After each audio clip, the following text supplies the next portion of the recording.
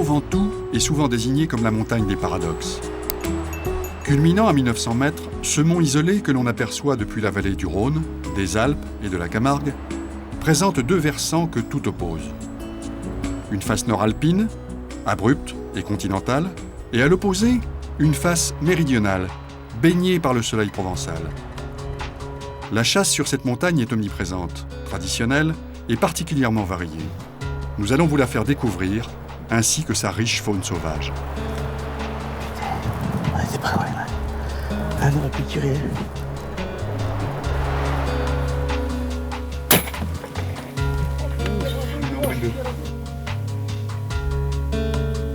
C'est de mal. Regardez, il s'est posé. Regardez qui s'est posé. Oh, Daniel.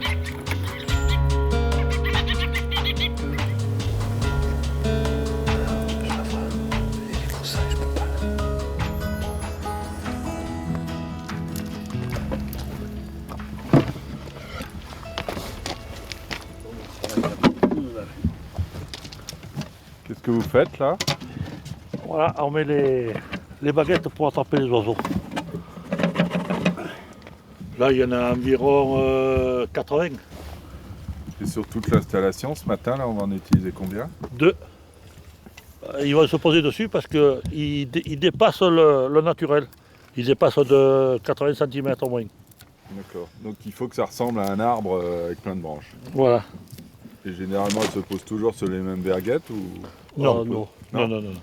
Si bien elle se pose en haut comme elle se pose au milieu. Ah oui. Ça dépend comment elles arrivent. Hein. Comme elles sont décidées aussi. Et le temps, souvent, Le temps. s'il fait du vent, si... Ça dépend des espèces aussi? Ah oui. Un merle ou une musicienne va t'occuper l'intérieur de l'arbre. Tout ce qui est mauvaise va t'occuper l'extérieur de l'arbre, y compris la périphérie, et les licornes, donc, si tu veux, le sommet de l'arbre. Donc en fonction des espèces recherchées, les techniques de pose ne vont pas être les mêmes. Tu me rappelles les noms locaux des 4 espèces?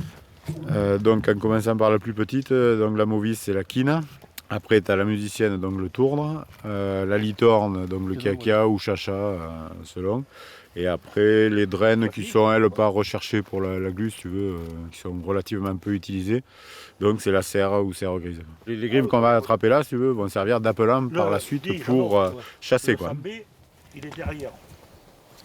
Voilà, tout rejoué. Oui, on taille les arbres, puis après on laisse des passages qui rentrent comme ça à la droite. Puis ils se posent sur ces petites baguettes là. S'il y a du mistral, beaucoup de mistral pour chasser, les oiseaux ne vont plus sur l'autre se poser. Ils viennent sur celui-là qui est plus bas, il est à l'abri. Voilà.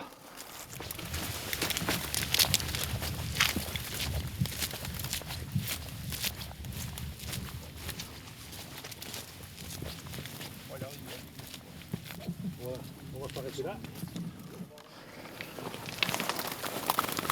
C'est quoi comme espèce ça? C'est la quine qu'on appelle. La mauvise. Ouais. Est-ce qu'il faut mettre des mauvises pour attirer des bovices ou Ah oui. c'est des meilleurs appelants? Il y en a qui sont des meilleurs appelants, est-ce qu'il y a des races qui sont des meilleurs appelants que d'autres? Pas des races, mais des questions catégorie oiseaux. Il y a des oiseaux qui chantent bien, et puis il y en a que... La serre, tu la mets là, ça là. La serre, on la met en dernier. Vous en mettez combien ce matin là? 21 cages. Non, 20 cages. Qu'est-ce que tu as là? J'ai que des chachas. 2 derrière l'autre Ouais, arbre. je vais les mettre. On ne va pas tarder à chanter là, c'est parce que là, ils voient le remue-ménage, ça les contrarie un peu sinon c'est... Et ça, c'est des oiseaux que vous avez depuis longtemps? Ben, l'année dernière. Quoi. Mais il en a des nouvelles là, qu'on a attrapées cette année en début. Quoi. Pour qu'ils prennent le manger, c'est souvent très difficile. Hein. Qu'est-ce qu'on leur donne à manger? Ben là, on lui donne des raisins de vigne vierge, du piracanta, de pommes. Et quand ils ont commencé à manger comme ça, on lui donne le totaliment là, qu'ils ont dans leur gamelle.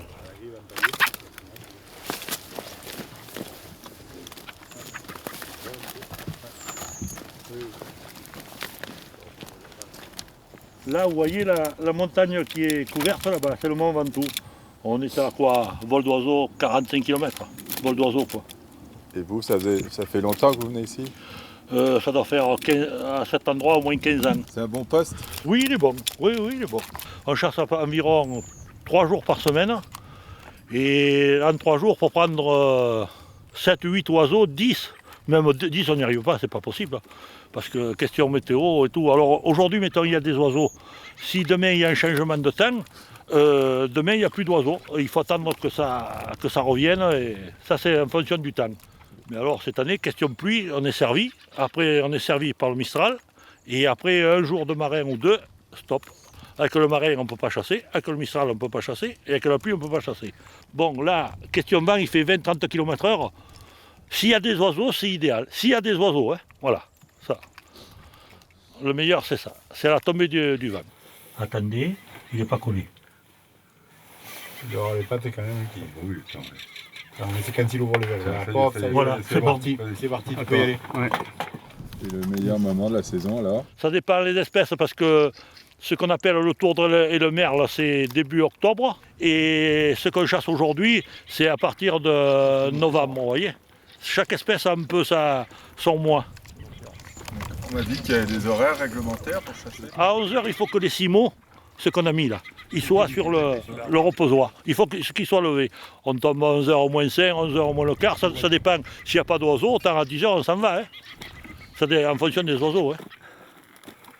Regardez, qui voulait se poser. Regardez qui s'est posé. Oh, Daniel.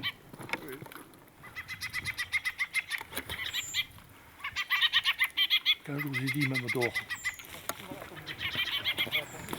Adieu.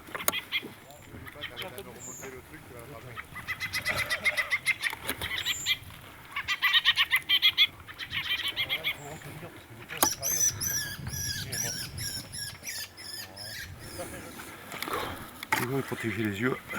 Ce que vous mettez là, c'est quoi? Du white.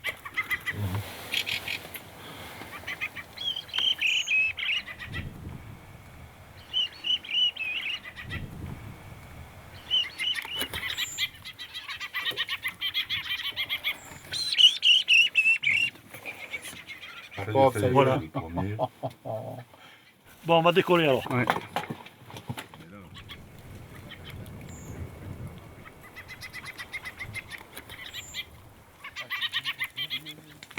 Oh là là.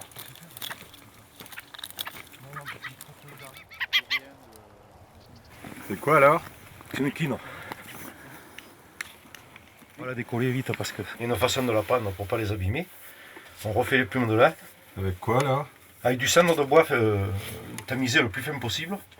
Et on sent les grumeaux de glu. La queue, les pattes. Voilà. Un peu le bec. Après on met de l'eau dans un verre et il faut la faire boire. Tout à l'heure j'ai pas fait boire tout à l'heure. Il faut la faire boire. Voilà. Vous avez vu comme elle a bu? Regardez comme elle boit. Ça c'est le stress. Comme elle est restée un moment collée. Vous avez vu comme elle a bu? C'est pour supprimer le stress. Le nettoyage, c'est la base de la réussite pour éviter la mortalité. On la met dans un tambour, que ça s'appelle, et on la recouvre. C'est un travail, c'est une passion. Comme je vous disais, je préfère les attraper à la glu que de les tirer au fusil. La passion n'est pas la même. Là, on va les voir plusieurs fois par jour. Moi, j'ai dans ma volière, j'ai mes oiseaux. Je donne à manger, ils vont dans les abreuvoirs, ils se baignent. Quand je mets les abreuvoirs en route, ils se baignent et ils n'ont plus peur de moi, quoi. C'est formidable, quoi. Et moi, c'est mon collègue Christian qui m'a donné cette passion.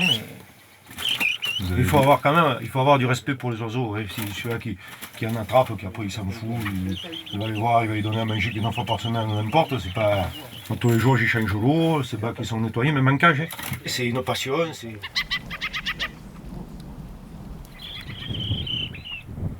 Donc ce matin, on a vu des opérations de capture des grives à la glu. Donc chez nous, dans le Vaucluse, ce sont les territoires qui sont immatriculés, donc qui ont les autorisations de gluer. Chaque territoire établit donc annuellement une liste des chasseurs autorisés à pratiquer la glu chez elle.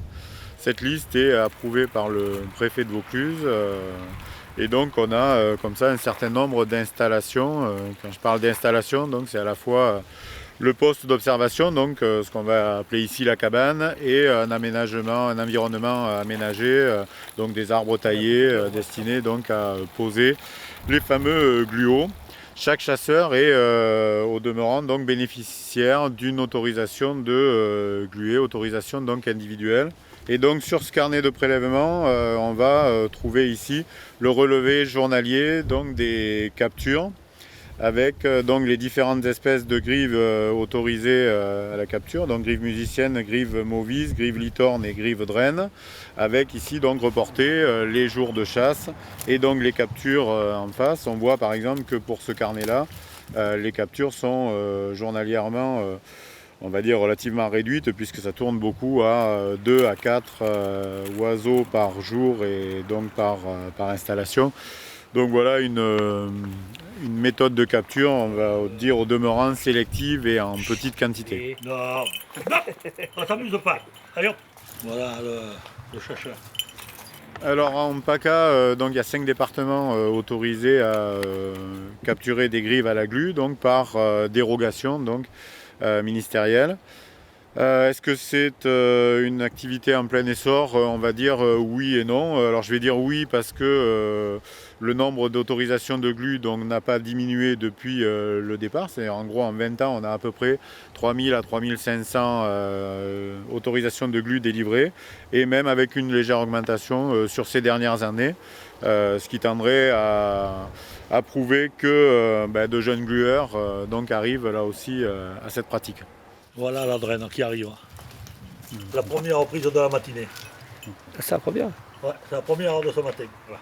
C'est au demeurant une chasse très ancienne avec des pratiques au demeurant elles aussi très anciennes. Je ne dis pas codifiées mais qui s'inspirent vraiment des pratiques d'origine qui ont été améliorées par la suite. On ne devient pas glueur du jour au lendemain, je veux dire c'est quelque chose qui s'apprend. Il y a une vraie initiation, une vraie transmission comme ça au sein des familles. Ça reste un mystère, la confection de la glu. Moi je connais 2 personnes dans la région PACA, 2, 3. Une personne à Carpentras qui a 94 ou 95 ans. Voilà, ça c'est la glu fabriquée dans le Vaucluse. Et un jeune dans le Var, 30-35 ans. Voilà. Tout ce que je connais de questions qui fabriquent la glu. Après, ça c'est. Ils fabriquent pour tous les autres alors. C'est des fabricants pour les autres, oui. Ils ont un secret, bon ben. Parce que je veux dire. Ils ne le donnent pas. C'est vrai que c'est quelque chose. C'est comme les guérisseurs. Ah oui, c'est comme le guérisseur, c'est pareil. Et après, bon, mais il ne faut pas avoir peur de s'en mettre un peu sur les doigts quand même. Et on laisse 3-4 cm en bas, que quand on les prend le matin, vous voyez, c'est toujours propre. Voyez. Avec une boîte comme ça, 50-55 baguettes. Sur le Ventoux, c'est une pratique, oui, plus que culturelle. Hein. On a donc une dizaine de sociétés de chasse et donc toutes ces sociétés de chasse là ont des glueurs parce que d'abord c'est un milieu plutôt riche en grives, milieu sauvage, très utilisé par la mauvis et par la litorne et donc les gens effectivement sont relativement nombreux sur les pentes du Ventoux à gluer.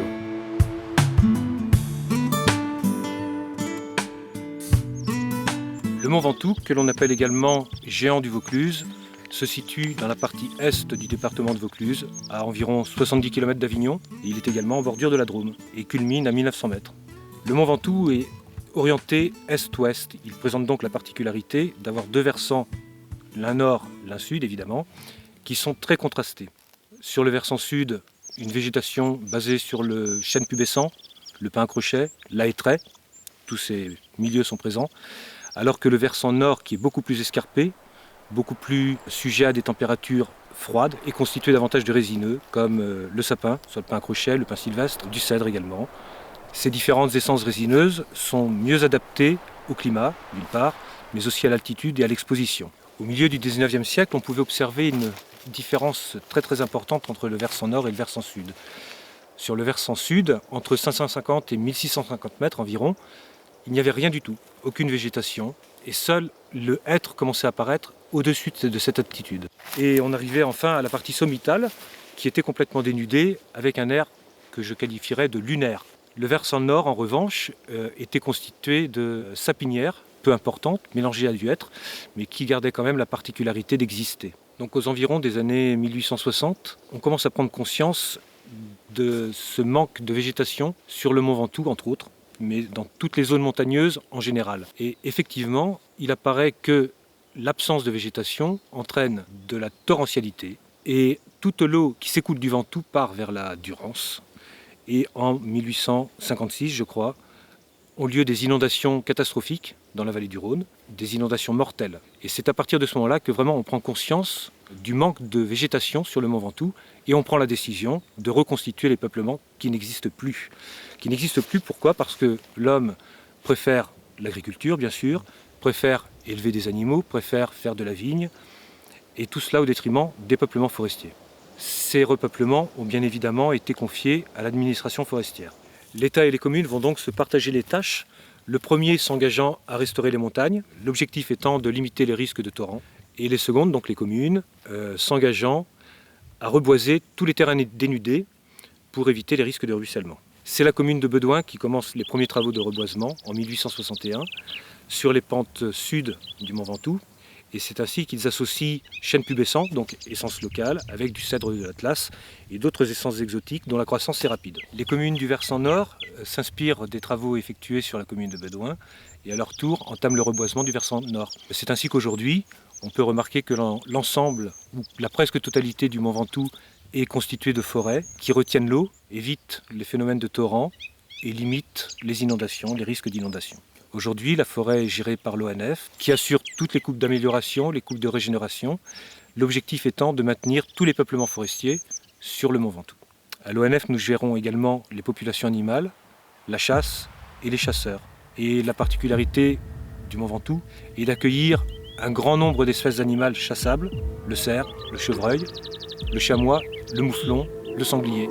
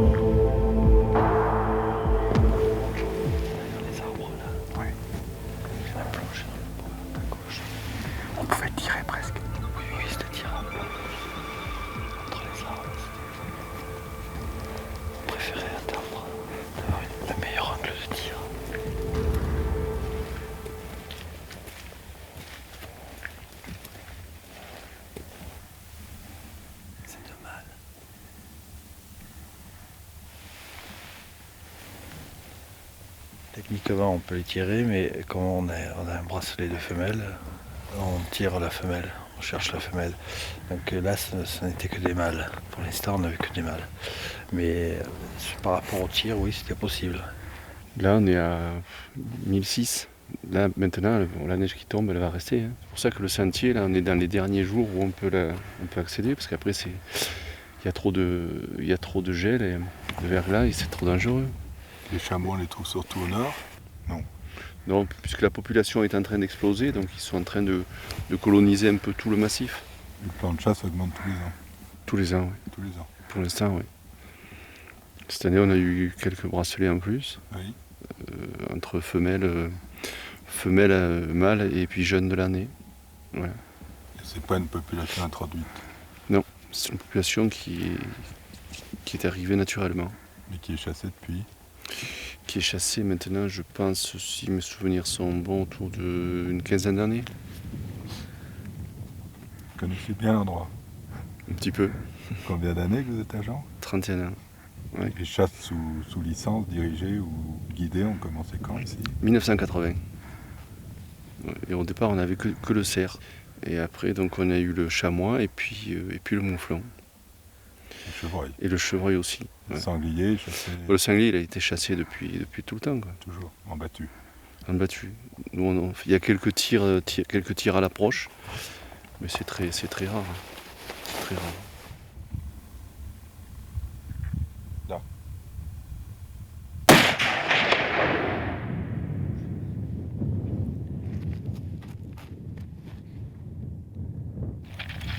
Non, c'est pas la même.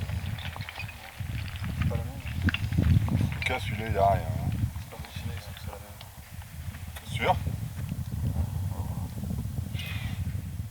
Oui, c'est qu'elle est sortie de l'arbre, puis même si je vois plus, maintenant il y a des arbres derrière.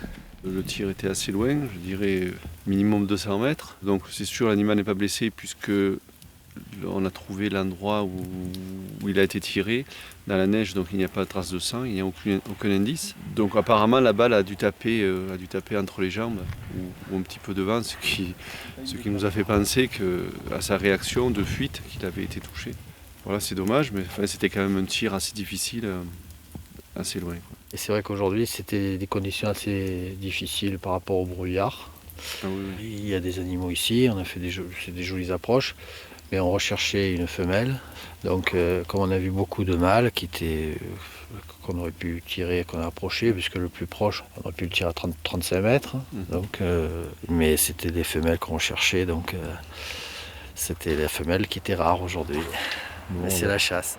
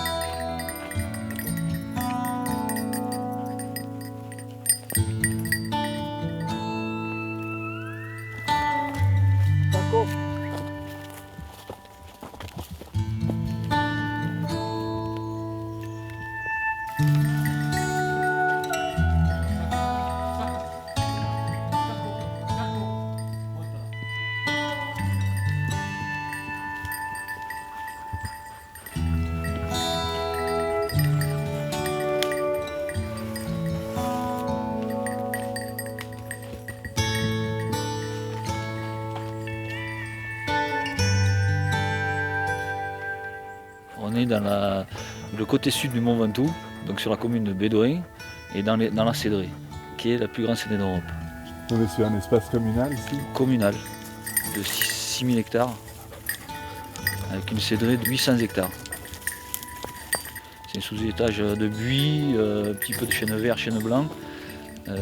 C'est un milieu très fermé, donc qui favorise la bécasse.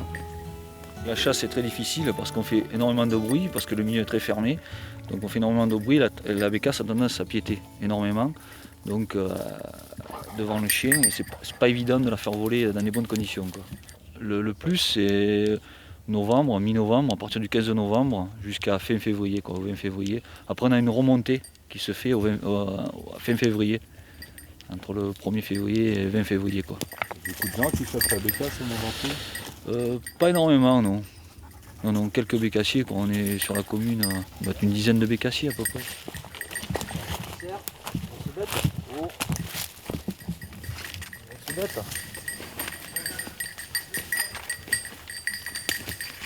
Je vois que vous chassez avec un darne, Darne, ouais.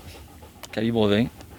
parce que Ah, ça c'est le calibre, c'est pour la difficulté du tir, un petit peu, pour éviter d'avoir des trop gros calibres, pour qu'il y ait un peu de chance quand même, un petit peu plus.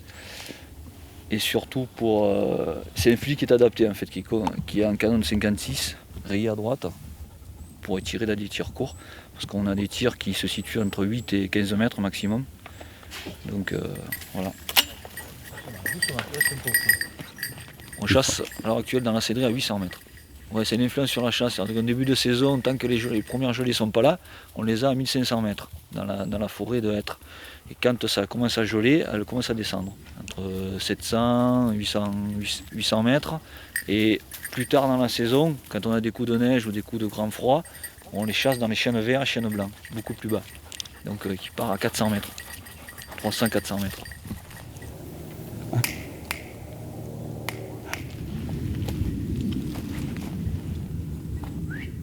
Zako, viens. On va aller vers l'eau.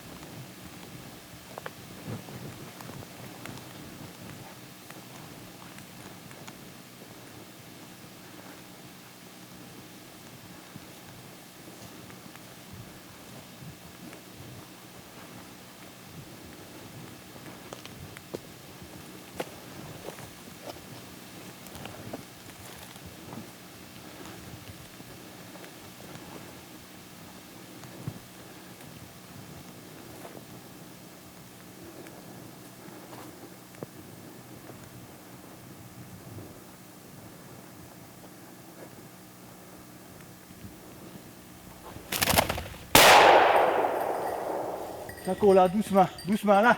Apporte, là. Allez, apporte, apporte. Apporte. Apporte. Apporte. Apporte. C'est bien. Viens, mon chien. Viens là, viens. Donne.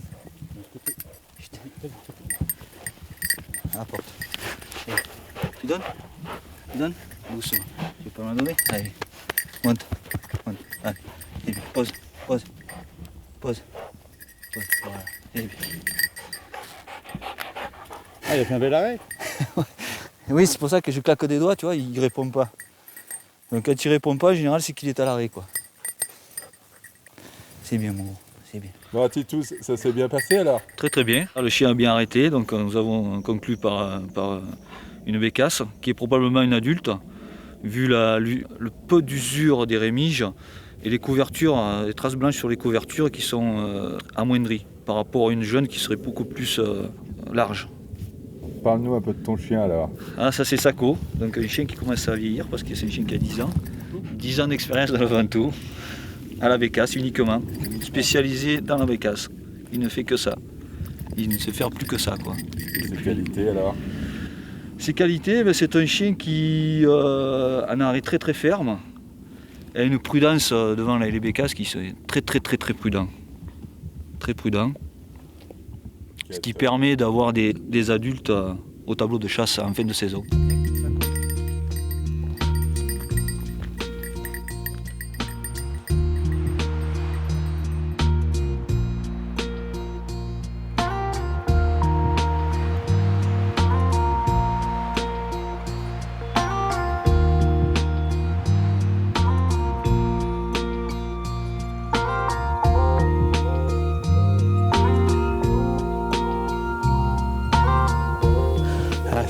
Parce que si elles y sont, elles sont dans le fourré. Hein.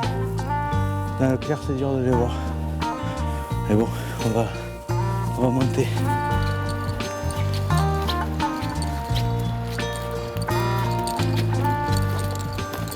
On est sur le communal d'Aurel et on monte sur le domanial, à l'est du Mont Ventoux. Mais régulièrement, bon, on chasse à la biche.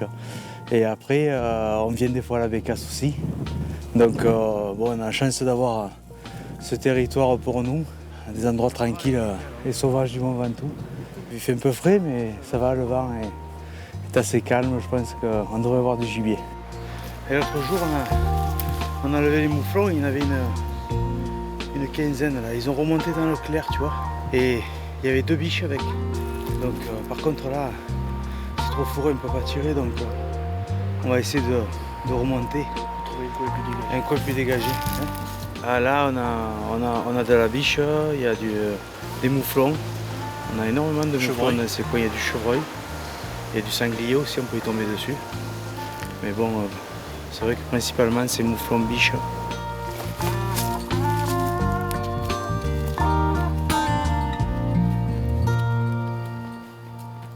Sur cette chasse du Ventoux au GIC, il y a maintenant 19 ans qu'on a organisé la chasse comme ça pour que les gens des communes de ce département puissent venir chasser. Donc il y a un GIC qui est admirablement bien connu par le président Alain Jean, hein, et au départ c'était pas évident du tout parce qu'on voulait mettre tous ces lots en adjudication. Donc avec mon bâton de pèlerin à l'époque, j'ai décidé qu'il fallait que ce soit les gens du pays et puis les gens du département qui puissent profiter de ce magnifique Ventoux. Donc on a créé cette association, ce GIC, et depuis, je dois dire qu'il fonctionne magnifiquement bien, ce qui permet à quelques 400 chasseurs du département à tour de rôle de pouvoir venir chasser et de découvrir ce qu'ils n'avaient pas l'habitude de découvrir, à savoir les grands animaux. Je crois qu'on est dans un système qui est formidable et qui permet de chasser dans de très très bonnes conditions sur des espaces extrêmement grands avec un paysage qui est assez fabuleux puisque quand même on est à mi-chemin entre des paysages méditerranéens et des paysages alpins suivant qu'on se trouve au sud ou au nord du Mont Ventoux. L'approche, c'est la rencontre avec le grand gibier. Il y a toujours du gibier sauvage qu'on n'a pas en plaine, donc c'est magnifique de croiser les cerfs, biches, les troupeaux de mouflons. Ça fait 4-5 ans qu'on a la chance d'avoir des bracelets. On est tiré au sort, donc quand on a la chance d'en avoir un, on vient volontiers, quoi. Parce qu'habituellement, tu chasses plutôt en battu. Plutôt au petit gibier, à la bécasse, ou alors en battu, tout à fait. À l'approche, c'est vrai que c'est rare d'avoir le plan de chasse. Donc, Si tu as le choix entre une journée de battu et approche. Ah, j'aime bien l'approche. On est bien à l'approche parce qu'on se sent seul dans les bois, quoi, donc seul avec les animaux. C'est ce qui est magnifique. Le GIC fonctionne avec l'ensemble des sociétés de chasse du département. Ce n'est pas de l'individualisme, c'est la chasse collective, c'est la chasse comme on la conçoit, peut-être un peu différemment dans le sud que par rapport au nord, mais ça nous permet à tout un chacun de pouvoir bénéficier de cette magnifique forêt qui est le Ventoux. Putain, on était pas loin là. On aurait pu tirer. Et hop, sur la crête encore. Si on parle en termes de coût, parce que pour des jeunes, il faut parler en termes de coût, hein, une licence au Ventoux est à 190 € quand même. Hein. Et avec ces 190 € et un peu de chance, vous avez la possibilité d'avoir un tirage au sort par commune, de tirer une biche, un mouflon, de tirer un chevreuil, et puis d'avoir la chance d'un sanglier de rencontre, donc ce qui est le cas dans ce département.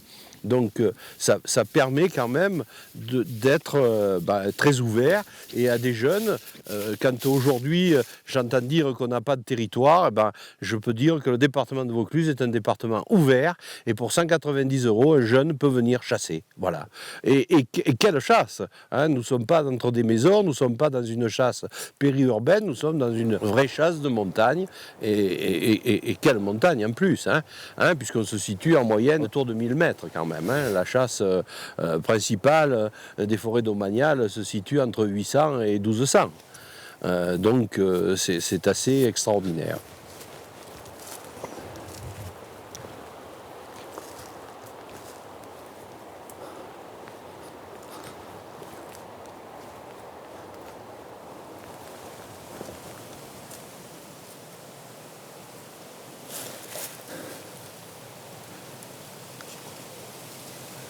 Il y a les broussailles, je peux pas là. On bouge pas.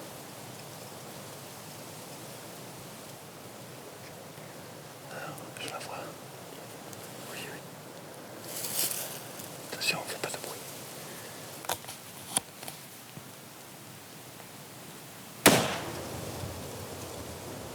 Voilà. Un chevreuil.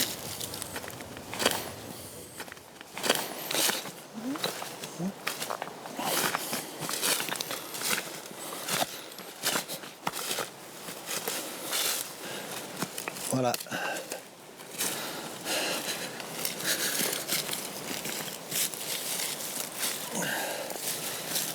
Donc c'est un chevreuil. Voilà l'impact du tir là. C'est balle dans le cœur. C'était un beau tir à disons une quarantaine de mètres. Entre les arbustes, bon, avec le risque que la balle touche un arbuste ou soit déviée par une branche. Donc, mais bon, là j'ai eu une petite opportunité, on l'a saisi. Là on a fait une approche, on était dans le bon sens du vent, on n'a pas trop fait de bruit et on est tombé à la rencontre avec un chevreuil, enfin une chevrette. C'est à force de marcher, la patience, ça paye, c'est l'avantage de l'approche. Il ne faut pas se décourager. Ce matin, on a vu un mouflon, on a suivi sa trace, on l'a vu, il nous a échappé. Ensuite, on a croisé le chemin de Biche. Puis là, on était un peu plus calme, on a pu se poser, une véritable approche avec identification d'animal. Et puis un tir bon, qui fait mouche parce qu'il est posé et qu'il est dans le sens de l'approche de la chasse. Moi, ce qui me tient à cœur, c'est qu'on puisse faire perdurer ce système. Donc, si vous voulez, les inquiétudes que je peux avoir aujourd'hui, alors peut-être que ça va heurter beaucoup de gens, mais c'est la création d'un parc. Alors, un parc, on va empiler plusieurs systèmes les uns sur les autres, puisqu'il existe des systèmes qui sont assez protecteurs du Ventoux. Et demain, ce parc va rejoindre le parc des Baronnies, peut-être. Et peut-être demain, avec le parc du Luberon, n'aura-t-on pas envie de créer tout d'un coup un parc national? Alors, quid de la chasse dans un parc national? On ne chasse pas dans un parc national. Il faut le savoir. Alors, on aura quoi? Une régulation? Non, sérieusement, lorsqu'on me connaît et lorsqu'on connaît le président du GIC, on n'a pas envie d'être pris pour des Indiens du département, quoi. Hein? C'est-à-dire qu'on a envie d'avoir une forêt vivante, comme elle est aujourd'hui. On a envie de la faire vivre. On a envie que les gens viennent chasser et on a envie de conserver cette biodiversité. Parce qu'aujourd'hui, on s'émeut de te voir et tout le monde est satisfait de voir cette faune. Mais il faut savoir que cette faune, elle existe grâce aux chasseurs, parce que c'est dans les années 50 que des réintroductions ont été faites. Et que c'est la Fédération des chasseurs de Vaucluse qui a dit on a ce Ventoux magnifique qui, dans les années 1890, était pelé. Aujourd'hui, il a été reboisé. Et pourquoi n'aurait-on pas de grands animaux? Pourquoi on n'aurait pas tout cela? Eh bien, on a décidé, nos prédécesseurs ont décidé, ont réussi et nous voulons continuer à gagner dans ce système parce que c'est un système un peu unique et quand on est en Provence, eh bien que vous pouvez presque du sommet du Ventoux apercevoir la Méditerranée, quand même, hein, c'est quelque chose d'exceptionnel.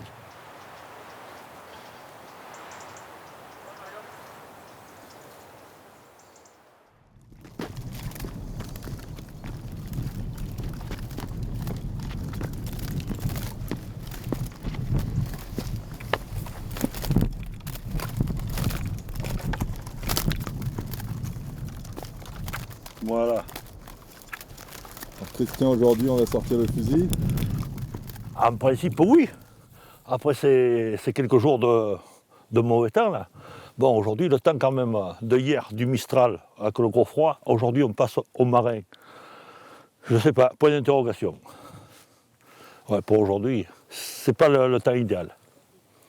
Ah ouais. Maintenant, hein, on va voir. On est à peu près installé, là. Il y a à peu près tout. Je vais reculer la voiture et on rentre dans la cabane et on attend. C'est la même installation que l'autre jour. C'est pareil, le même endroit, tous les oiseaux sont passés comme l'autre jour, tout est passé comme l'autre jour, sauf on tire sur des pointes. Voilà, des pointes de figuier, voilà, c'est tout. Pas un coup de fusil sur les arbres à glu.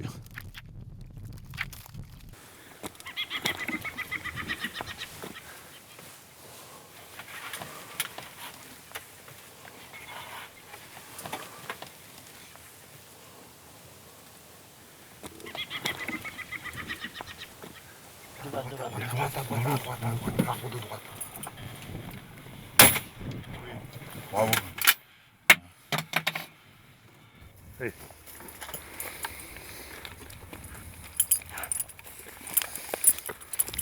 Voilà un chacha. Et une licorne. Ah, voilà. Ça tourne.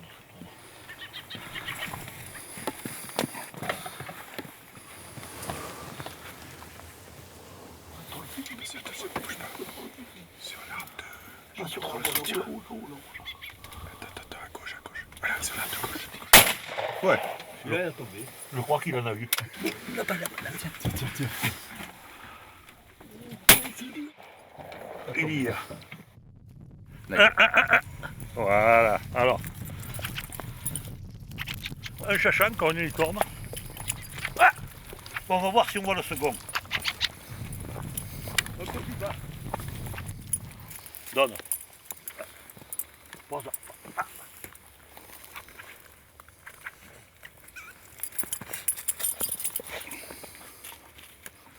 C'est toujours une licorne. Ouais, t'as quand même cette sélection aussi des appelants, c'est pareil quoi, toi.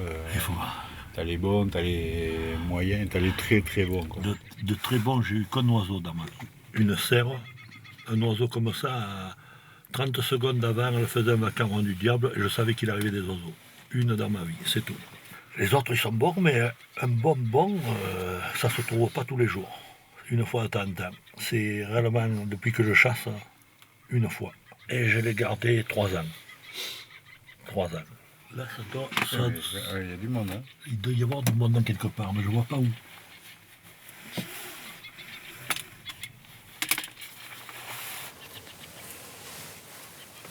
Au-dessus, ça arrive à droite. Elle se pose. Où? Là. Devant, regarde. La 3, 4. Vas-y, c'est serré. 5.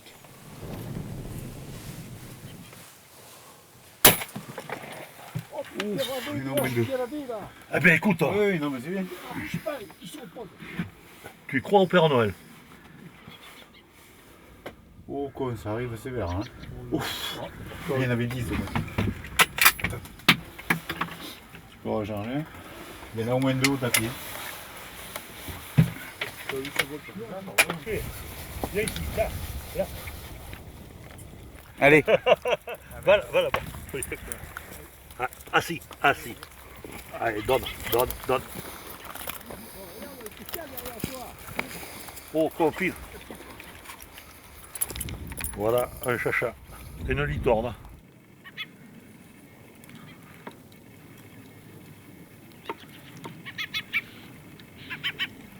Voilà, ça c'est un fusil que j'ai acheté là pour tirer au grillon parce que quand je tirais dans des longues distances, bien, les oiseaux, il y en avait pas mal qui s'en allaient.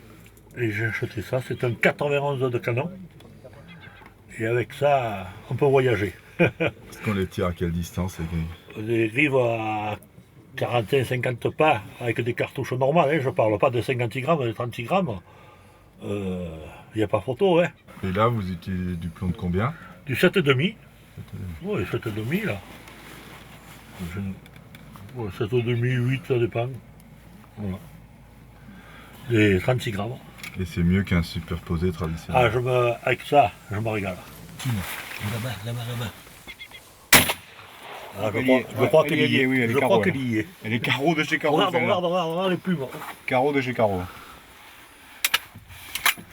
Ah. Oh, au boulot. Billy, où tu es? Là-bas. Là-bas. Va chercher. Va chercher là-bas. Alors, chut. Assis. Les autres, ils ont tombé dans la vigne là-bas. Ouais. Voilà. Une quine. Aujourd'hui, on est à 5 là. 4 mauvais et une quine. Voilà. Alors c'est une bonne chasse? C'est une chasse pour aujourd'hui, avec le temps qu'il fait, elle est réellement bonne. Parce que si vous faites attention, le temps il est tout. Maintenant il pleut un peu. Et le marin, le marin à Calais déjà c'est une bonne chose. Mais le temps est à la neige, il ne doit pas neiger bien loin. C'est C'est une bonne matinée. C'est le matin qu'elle passe mieux? Ah oui, normalement, quand on réussit des bonnes journées, c'est le matin à la pointe du jour. Surtout cela d'oiseaux, cette catégorie. Quand même, si vous avez fait attention, on a attaqué que c'était 8h30 les premiers oiseaux qu'on a tirés. Ça fait tard. Tard, quoi. Il vaut mieux tard que jamais, mais enfin... ouais. Et ça, pour la brochette, c'est bon, ça? Ça, c'est un des meilleurs. C'est celui-là le meilleur. Ils cherchent là de ce matin là. Cherche. On en a perdu une, qu'elle n'a pas tombé franc et. Viens ici, viens. Ah, avec les siens, c'est pas bon ça? Voilà, oui. Encore 5 ou... Belle matinée.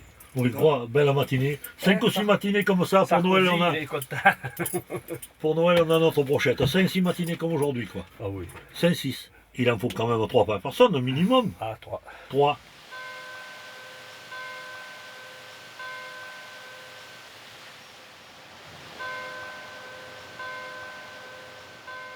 Bonjour, je m'appelle Émilien Gaudin, je suis provençal et chasseur de père en fils. Ce soir, je vais vous préparer une brochette de grive. Alors, nous avons tiré quelques tourdres, nous avons tiré quelques merles et quelques moris.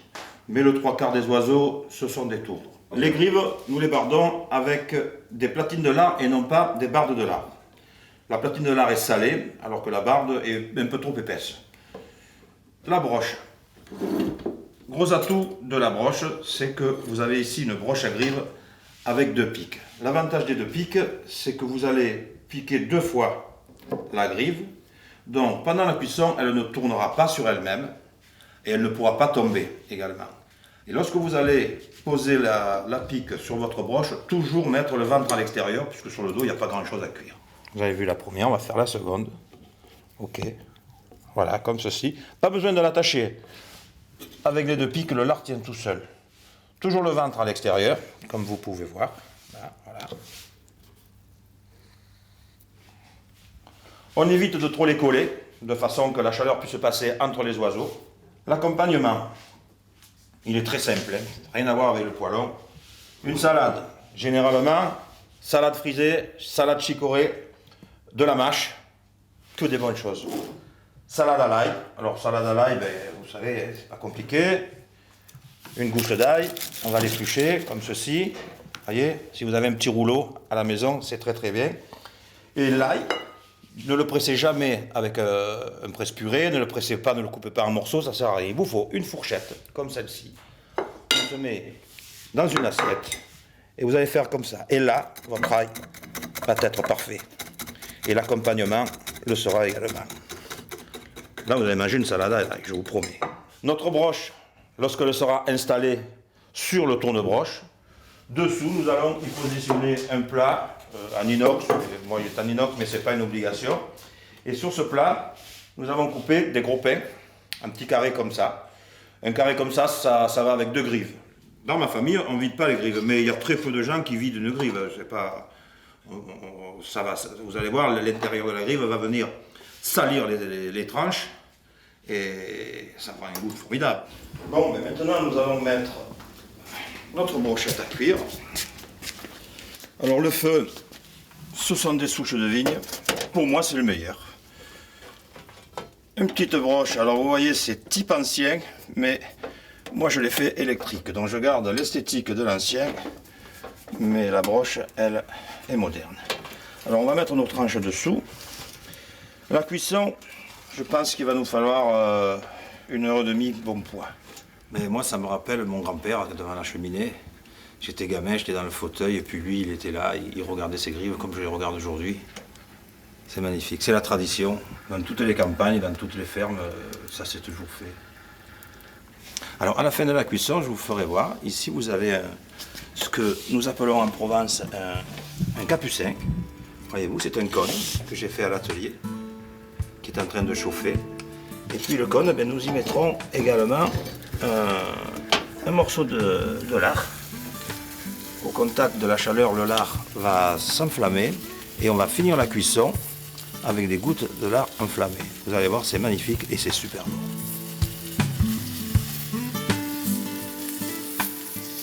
Vous voyez, ça ne va pas durer très très longtemps. Et nous allons passer à table.